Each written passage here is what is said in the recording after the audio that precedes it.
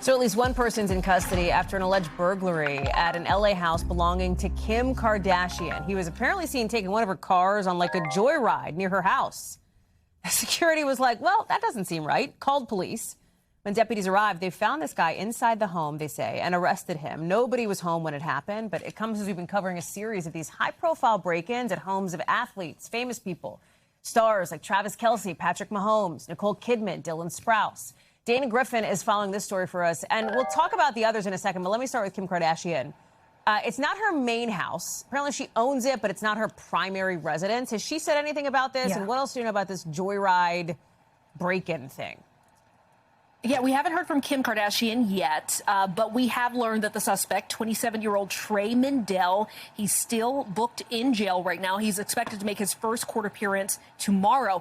It's unclear exactly how he got onto the property and why he got inside her car. Did he have access to the keys? What was the motive for going to the home in the first place? Those are all questions that still need answers.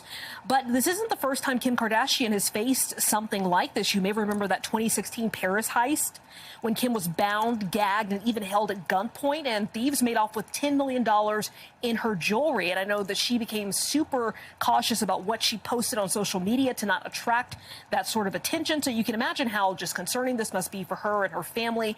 But at this point, we have not heard back from her. Unclear if she will make any public statements, Hallie.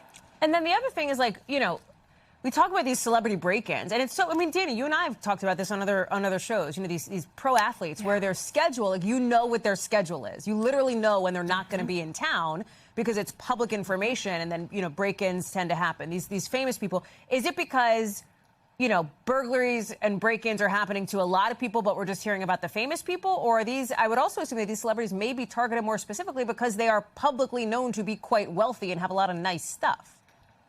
You nailed it, Hallie, because here in Southern California, we have a high concentration of wealthy celebrities. Yeah. And at one point, we had that South American crime ring that was creating a lot of those burglaries that started the beginning of this decade, and they were tied to South America.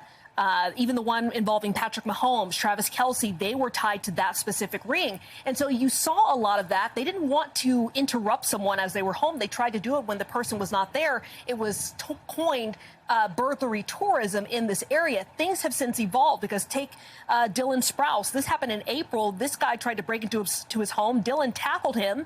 And so that was kind of a one-off. And then we have this 27-year-old. So it's not like they're working in rings and learning how to disable and using Wi-Fi jammers, but it's also just Southern California living. You're going to have burglaries regardless. Well, I mean, that's it. Dana Griffin, super interesting. Thank you very much. Keep us posted on any updates for this one. Thanks.